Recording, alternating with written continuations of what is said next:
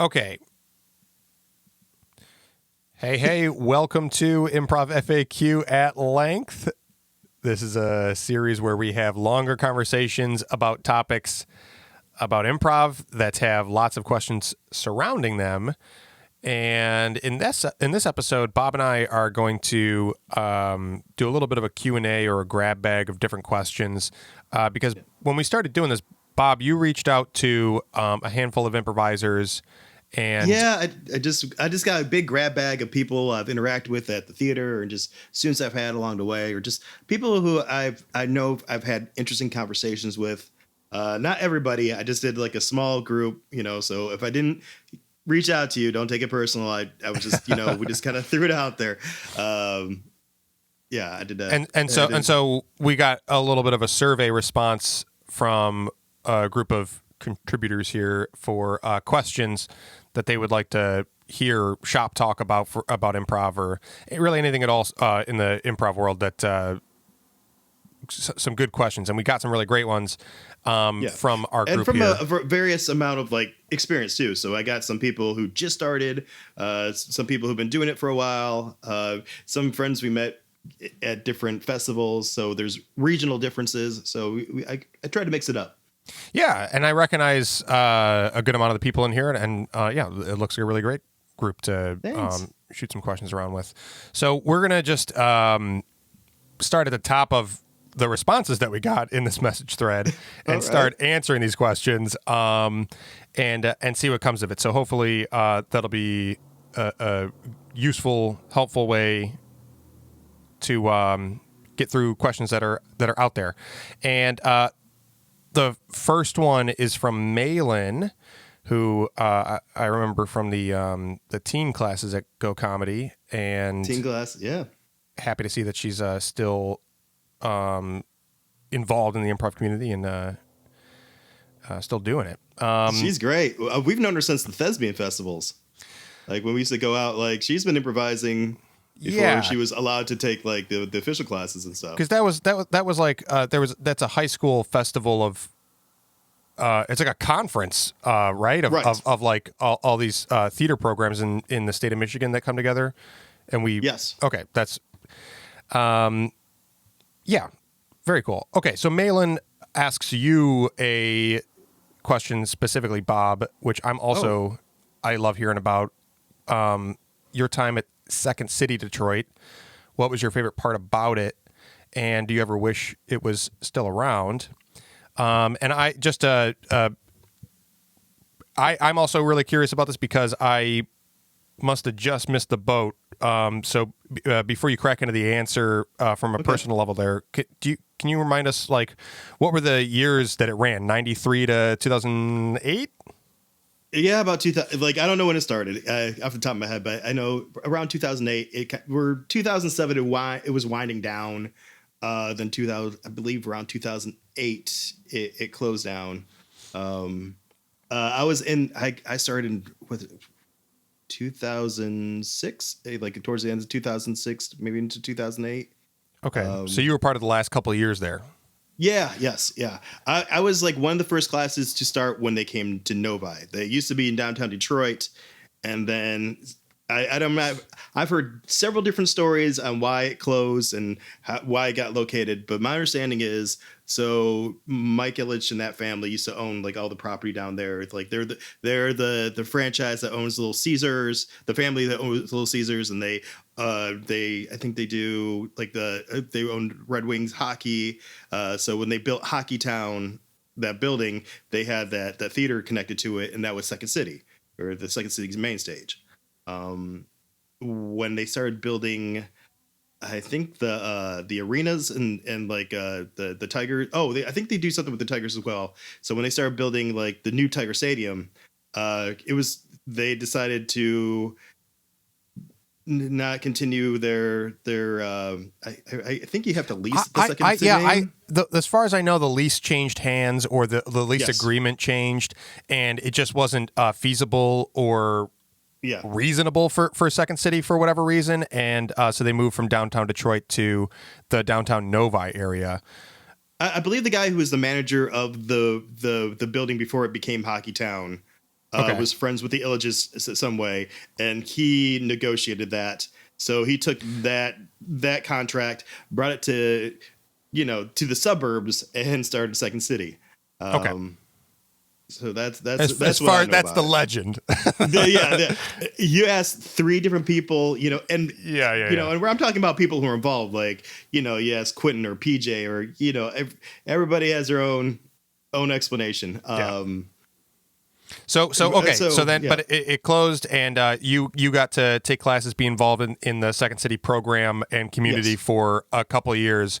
And to Malin's question, what was your favorite part about Second City Detroit being part of it? Honestly, just meeting improvisers. To be honest, because like when I was in high school and stuff like that, I always had a trouble finding like a clique. I had a lot of friends. Like I wouldn't say I was popular, but I wasn't like, I don't know, I wasn't alone. But I didn't have anybody who was like me. Like I had friends, I had best friends and great people, but like, I always felt like an outcast in a way. Like, so like meeting people who had to say reference levels, you can make a reference to Kids in the Hall and you weren't talking a foreign language. It was just, I really liked that part of it. Because at the time, I didn't really see anywhere to go after you graduated from Second City because, there was the Second City's main stage, but the people on that main stage has had that position for a very long time. And I saw them as gods. So like, I wasn't gonna be able to take, audition one of those guys. And as far as I can tell, there was a long line of people behind them who've been putting the work in way before I even thought about becoming improviser. So that just seemed like a long line to get into for something I may never achieve. And in my situation, I wasn't ever going to leave Detroit. My family's here. I've already had been working at Ford for a couple of years. So my job, my family, I just love Detroit. So I want to stay here. So I didn't see anywhere to progress. Gotcha. So for me, it was about the community. Yeah. And I think Finding your people. Yeah. Yeah. And I just loved it. I as soon as I graduated from like the conservatory program, I started the writing program just because I just love being around it. And the second part of the question is, are there things about it that you still wish existed? Do you still wish Second City was around? How would things be different if it was? And is there anything that's better off in the new shape of things without such a, it's a pretty mammoth name to have in town. Yeah, it is. I kind of miss it as a reference. Like, I do stuff like they do at Second City.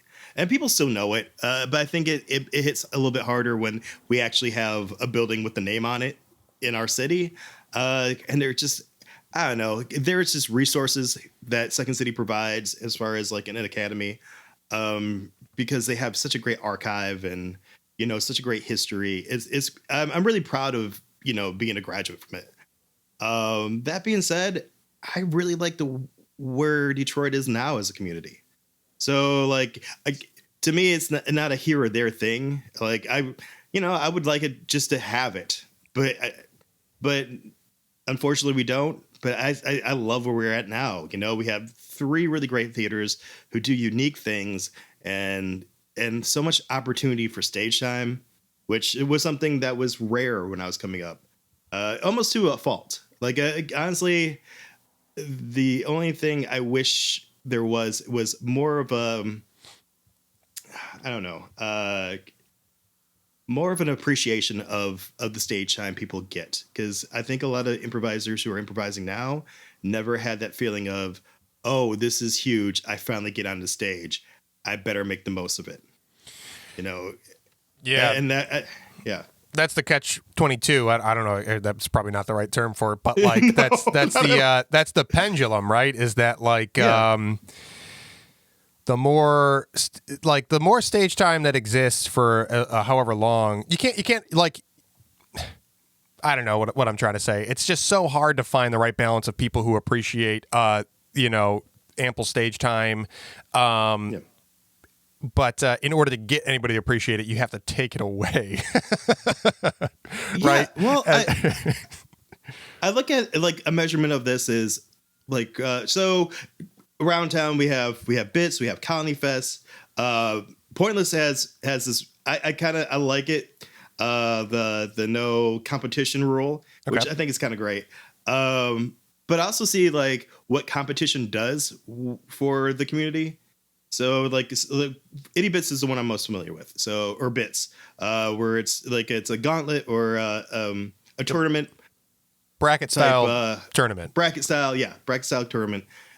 But if you watch the performances or even up to the performances, how much people promote their shows, they rehearse, they really talk about what they're gonna do. Like it feels important to them. And how they're going to bring people and Yeah. And I wish people would just have that drive without the competition. Like, yeah. I wish people treated like a proving ground set the way they treat a Colony Fest set. And Yeah. And so, that's so. but there at the same time though, there still is a little bit of like a more gradual or like an incremental hierarchy of stage time too, right? Like it's got to be a bummer. In the Second City days, I know that there was Inferno for a couple of years, and there was in Ann Arbor, and then Planet Ant was doing long form. That was like a lot of spillover of improvisers at those two theaters doing long form improv. Because it's such a bottleneck and a long line at Second City, right? That's a lot of the. Oh yeah, the Ant was like, well, yeah, the Inferno was only around for like a little bit over a year, and because it was in Ann Arbor, I really didn't get too many opportunities. Actually, I think I did my first show at the Ant, my first student show, because the Second City stage wasn't built yet. So my first student show was on a Saturday at 10 a.m. in Ann Arbor. So, cool. But I was still so nervous, like I almost puked. That was great. Yeah, but you have that spillover to those two theaters because stage time is so bottlenecked at Second City, and so people appreciate it more. Yeah, I actually remember like the most consistent opportunity would be to open for the home team at the Planet Ant. Like every Monday, their house team, the home team, would perform a Monday night, and they always had a guest troupe open, and it was just like you just signed up, but the list was so long, so you would have to wait like a good 4 or 5 months to get like a 20-minute spot, and it meant everything because that was your 20. You might get 2 of those a year if you're lucky. So it was intense. And now for like indie teams, there's more. You could sign up 3 shows in a month pretty easily. At least that was the state of things last I was signing up or signing anyone else up. At the end, right now, I think you can do Monday and Saturday. Go has proving grounds and other opportunities like another, not just just for teams, but individual opportunities like a bunch of jams and stuff like that. Pointless, they have you can open up for I think on Friday and Saturday you can open up for their house team, the league. I almost forgot. I was on the league. I almost forgot. I suck at names. I suck at it. Or on Thursday you can open up for their launch team. So there's so many great opportunities now. And that's every week. Yeah. So but there's still like I think the trade-off of that is that there's a better middle ground though. There's still destinations of there's the farm team and the home team are like things to aspire toward at Planet Ant. There's the launch group and Resco and some of the other standard casts at Go, and there's the Shadow League and the League at Pointless. So as opposed to having this, and those are all pretty large groups, the launch group and the farm team and Shadow League, the kind of like JV or interim up and coming tier is like the most finite, and then those larger like Resco and home team and league are a little bit more open. So what like. It's kind of like this big swell in between classes and those destinations where there's a shit ton of stage time, and then you still have the benefit of those destinations. Do you think that is still has its effect in the right way, or like could people be thinking about working their way up to those things more? I believe so, and now I think even more so. The theaters have done a good job of showing, oh, these are the steps we expect you to take before you get there.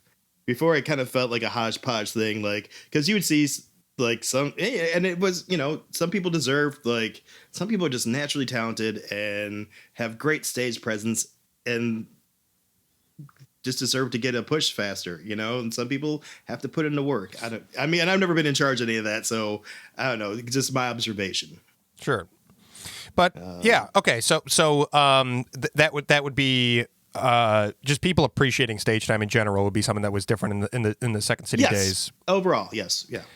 And again, just the observation I made. And I'm not saying everybody. Like, there's plenty of people who do want to rehearse and do, like, everybody who we asked were people I consider really hard workers. Not the only hard workers, but really hard workers who ask a lot of questions, who seem curious, who seem to want to be involved. Yeah, I know. Like when I was coming up, so I started in late 2009. So it was like the end of the first year that Go Comedy was open, and a year and a half, 2 years after Second City closed everything, because I think that the shows and the stage closed before the training center completed its last program. But like by the time everything at Second City was done, I had just missed it by like a year and a half, and about that far into Go Comedy's opening up, and then I got psyched by everything. And when I found out about something like Proving Grounds and kind of got into a rhythm of commuting from Ypsilanti out to Ferndale. Oh, yeah. I forgot you were in Ypsilanti. Like, wow. Yeah. I started signing up, and I was happy for the stage time. And in retrospect, the thing is, like, I don't know if I was using it the way that I would advise to use those kinds of opportunities now. In fact, I might have been part of the problem, but I was using it to put as many combinations of people and troupes on stage as possible, and try out different things and work with different people.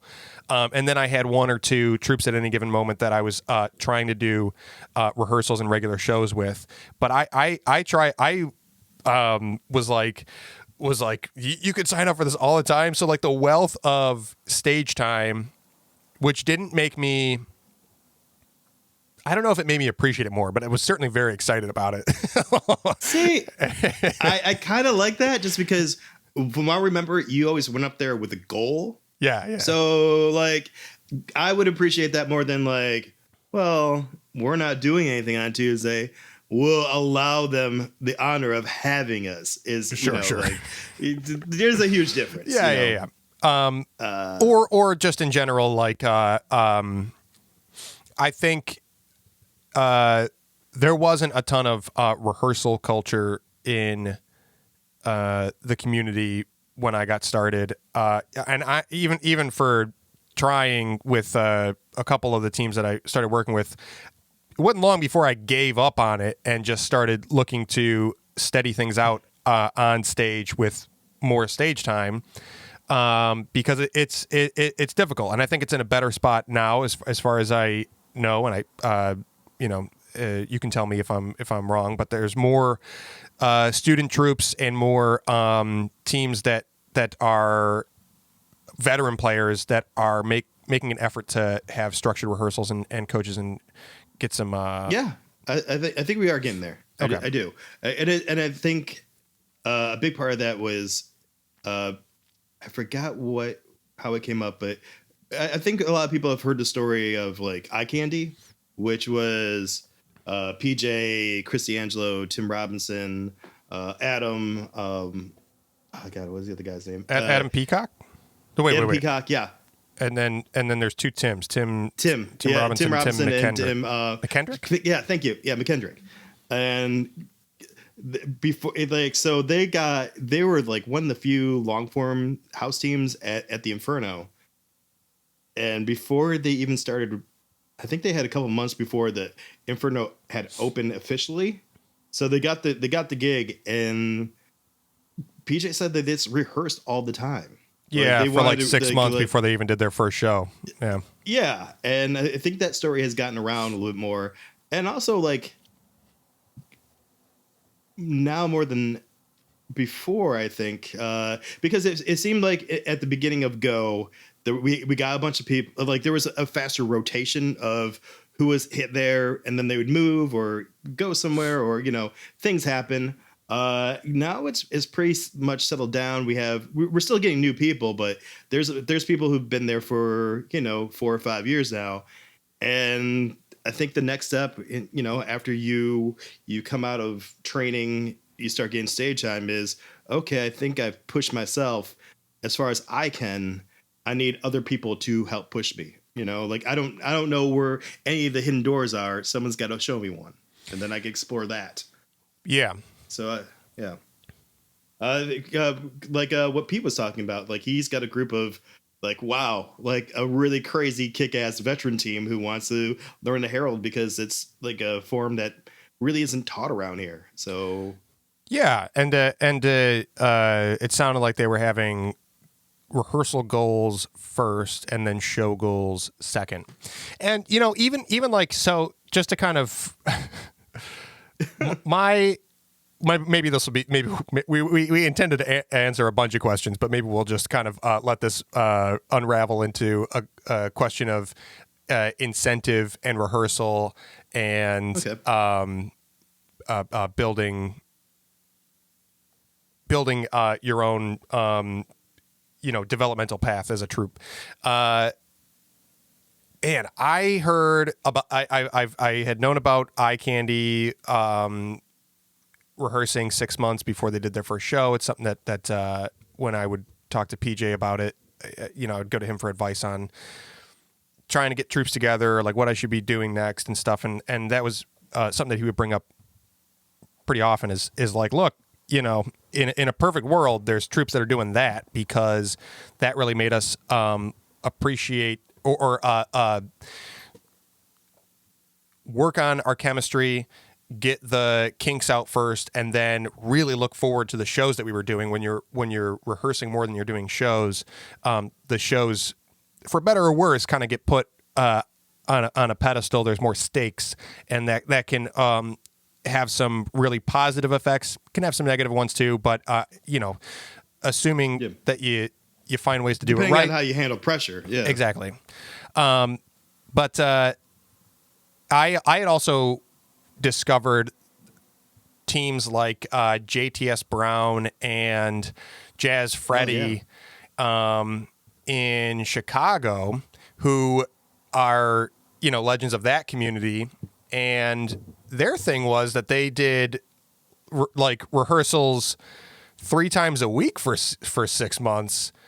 And then a run of shows and develop these crazy forms, and that stuff, it doesn't exist to my knowledge in New York, and I don't know necessarily about Chicago what the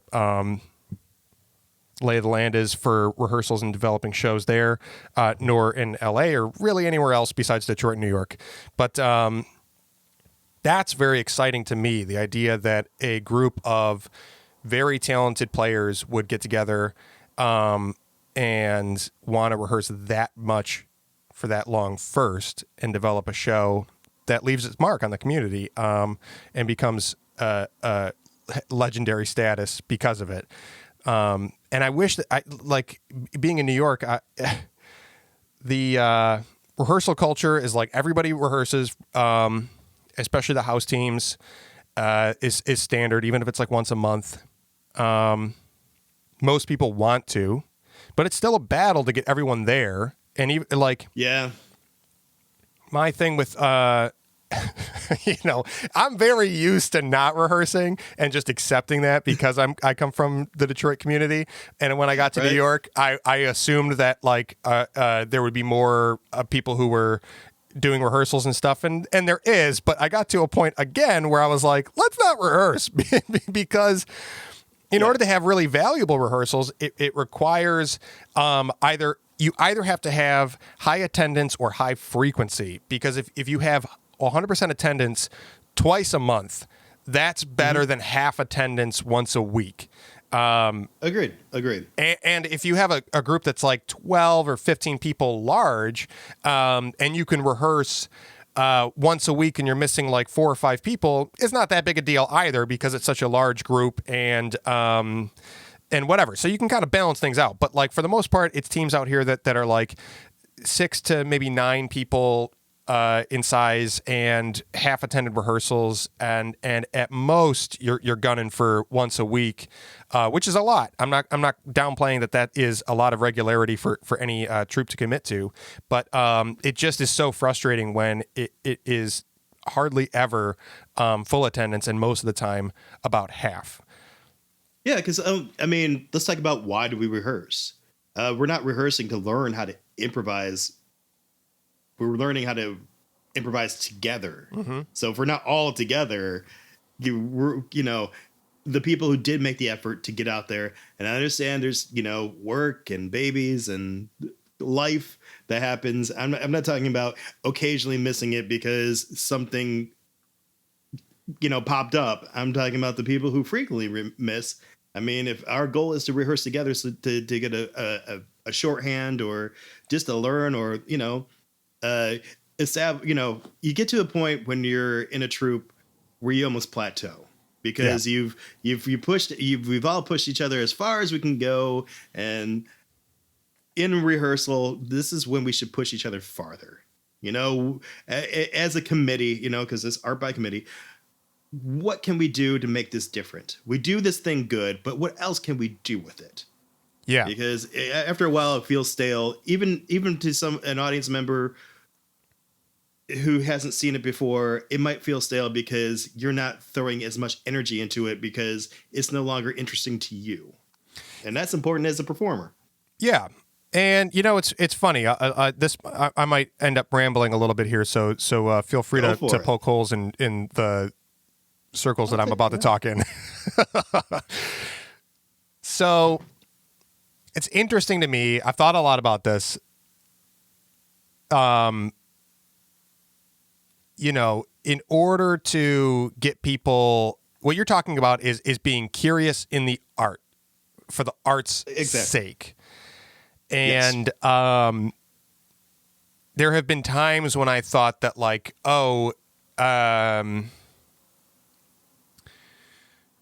is it better to have people who are gung-ho about being performers? Is it better to have people who are hobbyists, but serious hobbyists?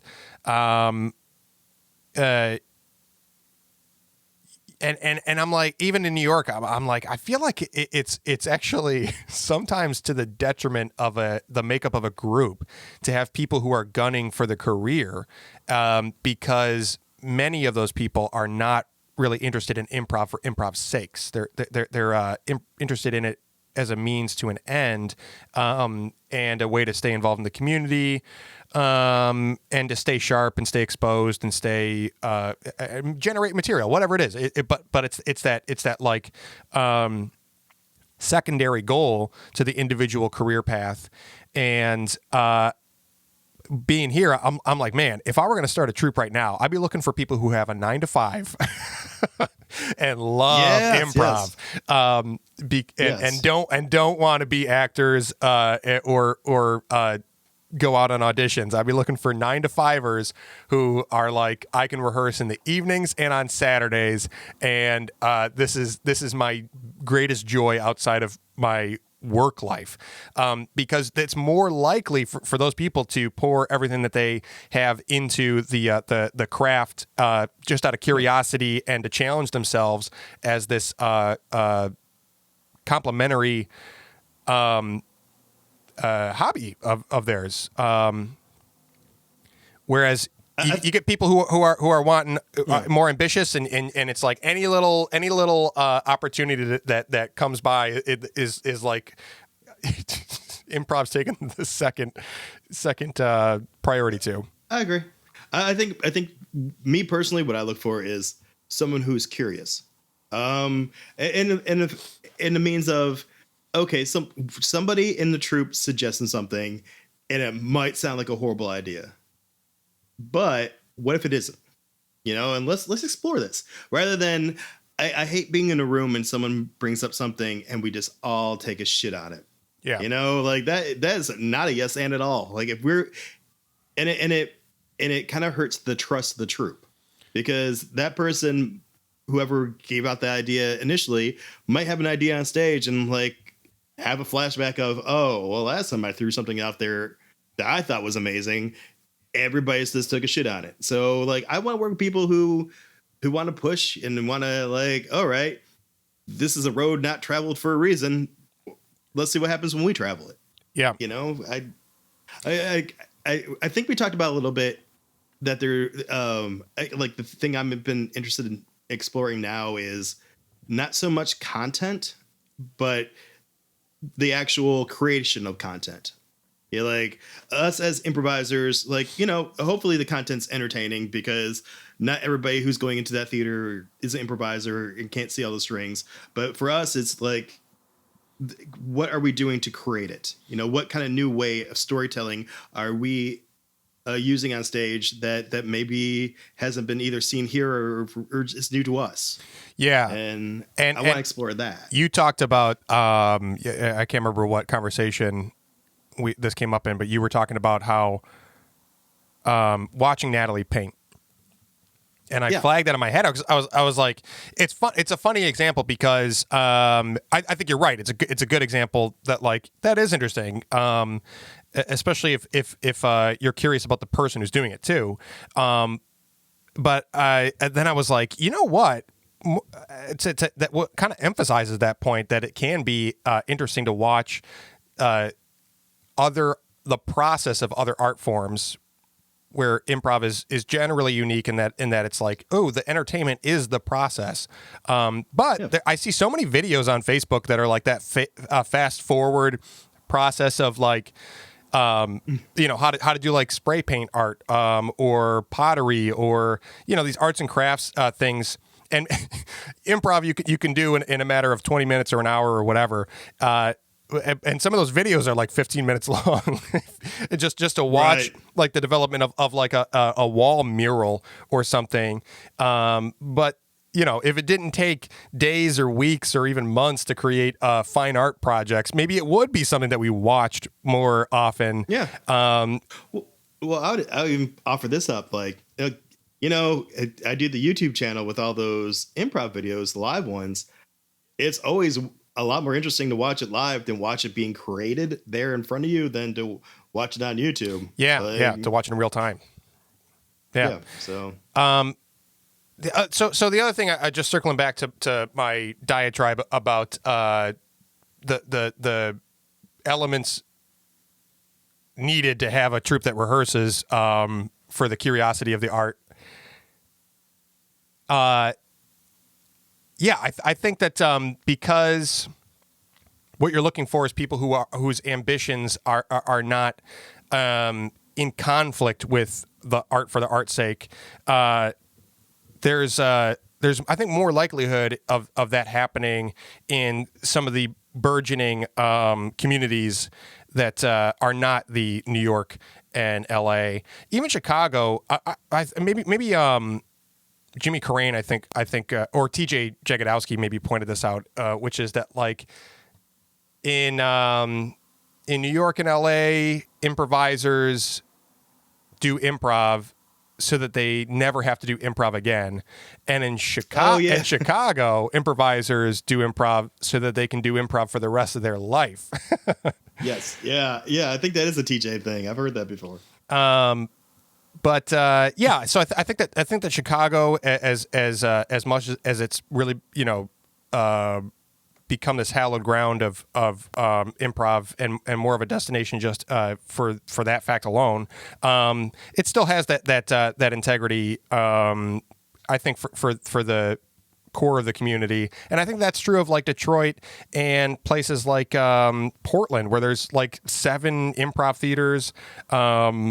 Or more, and there's like Atlanta, and there's places like Improv Boston that are not necessarily like your number one destinations for building your acting or industry filmmaking careers, but the arts communities are still so vibrant, and artists I think have a little bit more likelihood of doing it for the art's sake, even if it's a art that doesn't have clear industry and professional end goals.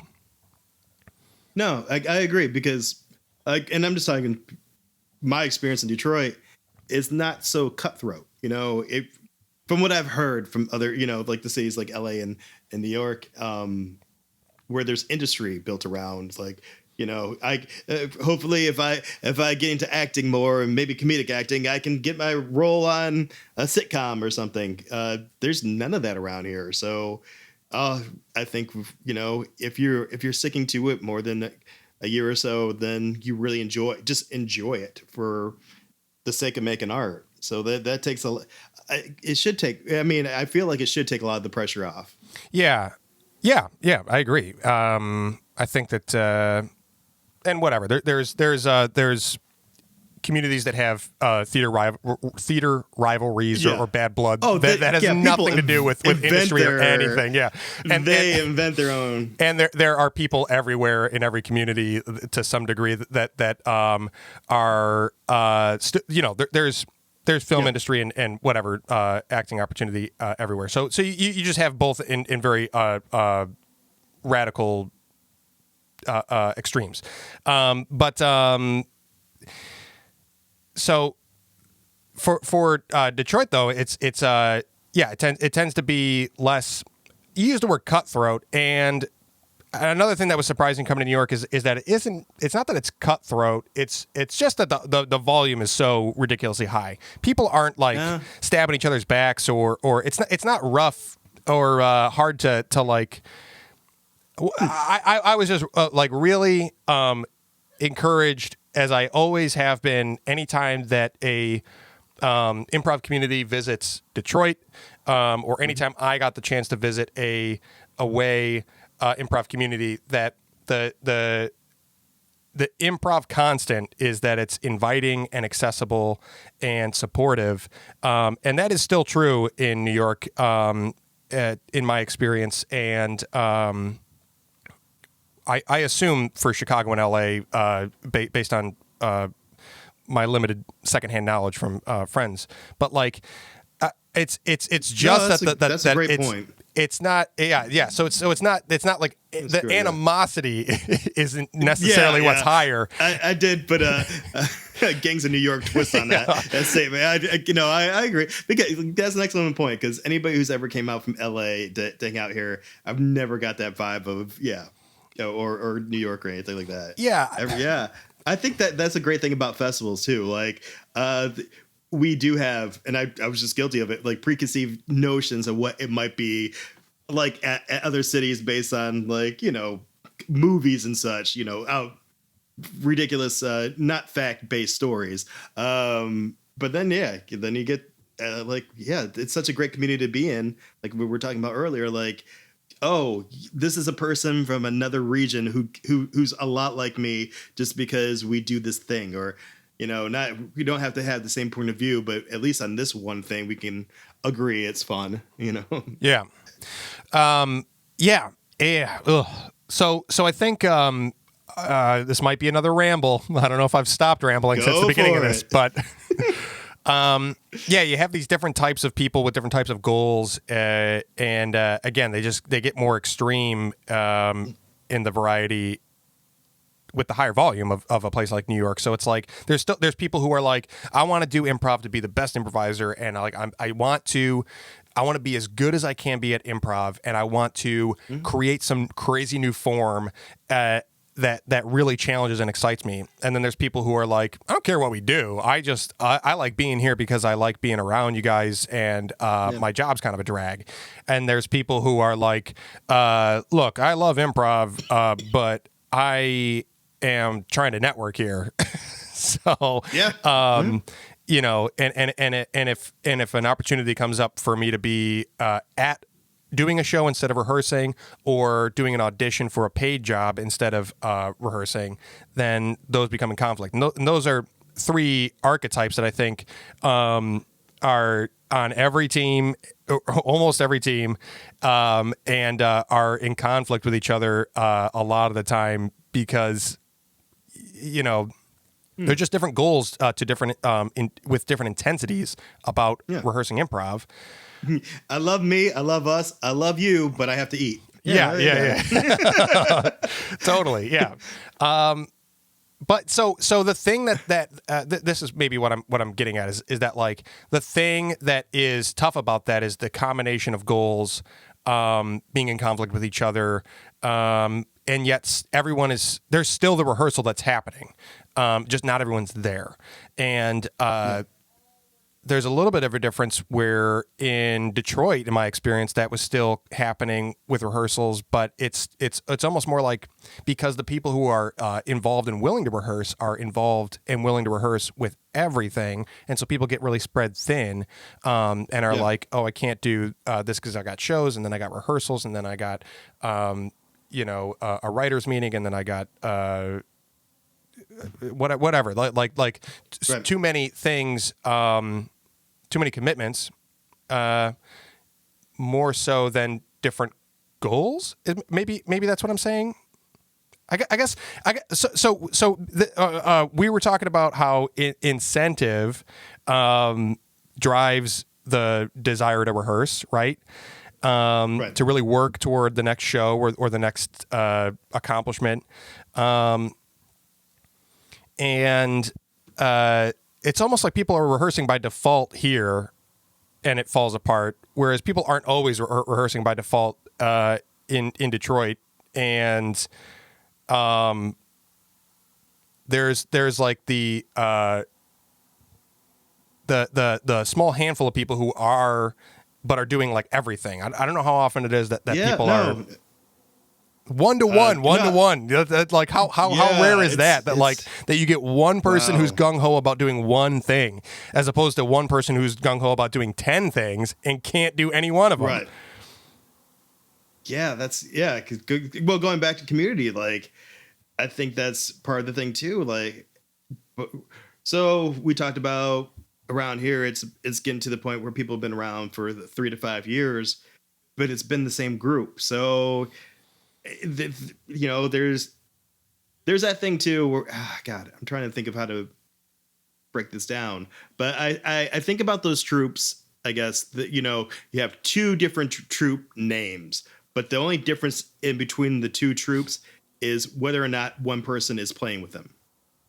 You know what I'm saying? Like, and if they both have rehearsals, then it's, or you do, you know, the combination of, there's two troupes, it's both have 6 people, and if you switch out 3 people from one group and put it into the other, that's a group, you know. It's totally. And rather than just having 2 groups of 6 people who only play with each other, focus on that and see where it goes. Yeah, and I've been guilty of that in that's what I'm saying, is that, like, I think to a large degree I was part of the problem, or leading by a bad example, when I was doing that, because I was doing a lot of that mix and mash combination, and there were people that I wanted to work with regularly, and I also this is still how I operate, is that, like, I have this list of forms I want to do and people I want to work with, and so I just try to keep them rotating and juggling in a way that, like, I get those opportunities,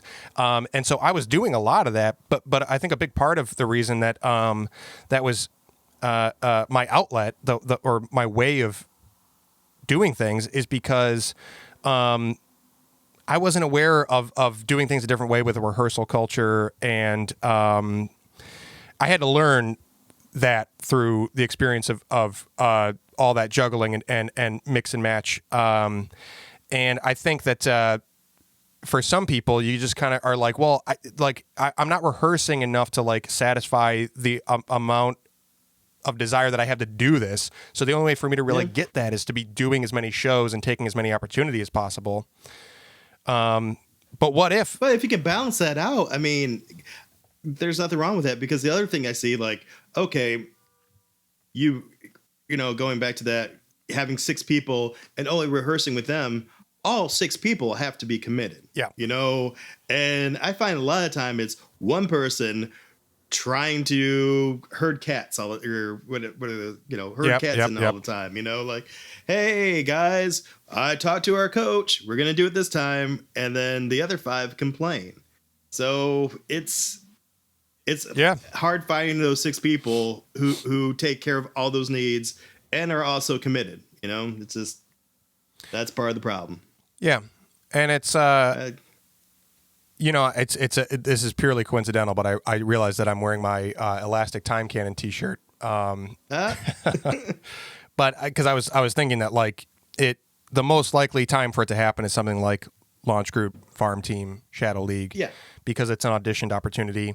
And the Elastic Time Cannon was a show where I wanted to take all the people that were in that position of doing it spread thin in these different like combinations of the same people under different troupe names, and we did do like pretty much twice a week rehearsals for like 4 months before we did a show with a very complicated form, and that was very successful. But it was also a pain in the ass to put together, as worth it as that pain was.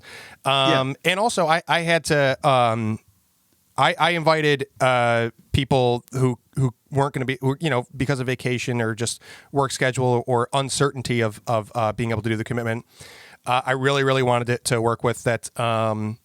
Had to say no, and we had to, instead of rescheduling anything, move on with things to make the show run. So for whatever that's worth, is that like sometimes the schedule has to be king in order to make that something that complicated and rare to work. Yeah. And I'm glad you brought that up, because, you know, I'm glad you brought up Elastic Time Cam, because it's something I've always used with students who didn't pass an audition to get into a launch group.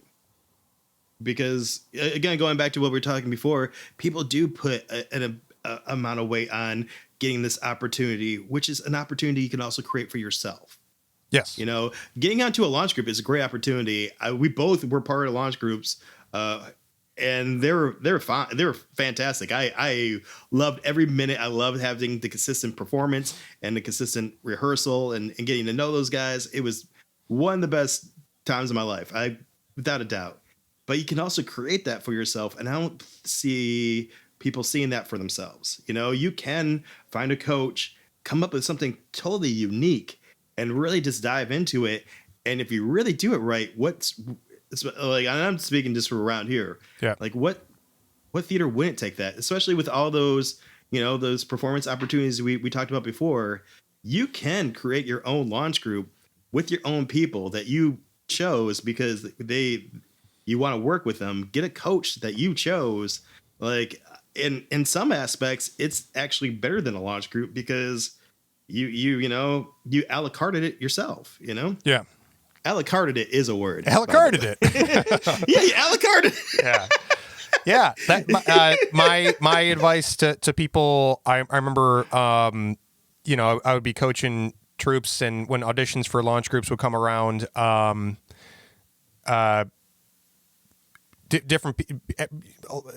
everybody or most people on some troops that I'd be coaching would be auditioning. Some of them would make the audition or be worried about what happens, how things change if some people make the audition and others don't. And my advice was pretty similar, which was that, like, you know, my first group, Legend Has It, was around longer and did more shows than you know, than my launch group. I mean, I'll just even speak from my personal troupe, is that, like, Legend Has It, Presto Changeo, my indie teams were together longer than my launch group. And that's not because the party, my launch group wasn't like a fantastic and worthwhile experience. It's just because I have more control over the life of the things that I put together. And because I put them together on my own goals and interest of the combination of people, it's more likely that we're going to naturally stay together as opposed to something that's cast by a theater. Those tend to have a shelf life for a reason. And the trade-off is the amount of work that goes into putting it together, but it's very, very worth it. Yeah, I mean, and both opportunities have merit because there are challenges like, when you put something together yourself, there's challenges you give yourself, but getting casted onto something, someone else is seeing you from the outside and like, well, you know what? You might want to try working on this. Or, so I think both are great opportunities. I wish people would create the opportunity for themselves. Agreed. A little more. I think that's the message of the conversation, right? Is hopefully, hopefully, why I enjoyed Second City so much. So that's the main point of the conversation. To answer your question, Maitland, I adore you. I hope that answers your question. What's your favorite part about Second City? 50 minutes later. So the main point is more people should be creating their own opportunities for their own troops and not putting Launch Group on a pedestal. Well, yeah. Well, when it boils down to it, when I was at Second City, that's what we did. And I think I missed that. So, yeah, it honestly does answer the question. Yeah. In a weird sort of way. That is true. In a weird, funny roundabout, but very true way. Cool. Well, I think that's a good point to put a button on it. Man, I would love to. I feel like I could have a conversation about just the variety of troupe experiences because I have made a list in the past of every troupe I've been on that had a name. Wow. And it's a long ass list. And some of them are literally just one off and don't have much of a story to them. But there's a surprising amount on there that had some kind of regularity and like a different dynamic and different story and different takeaways. And I'd love to do a conversation just on like troupe experiences because I know that you're in the same boat in a lot of ways. Yeah, like we could do 50 minutes between the difference between homeschool and Vulcan hipsters. Yeah. Okay, man. We'll put a pin in it for now. But I'm glad we got to the one question out of many that we plan to answer, and then we remember how we picked 3 before we started. Yeah. Okay, man. Hey, man, I got an hour. Let's do 3 questions really quick. Yeah, I gotta hop on this Easter. Yeah, me too. Thing. I better be a good uncle. Happy Easter. Good talking to you. Happy Easter, We'll talk everybody. again soon. All right. Have a good one, man. Bye. Love you. Bye. Love you. Bye.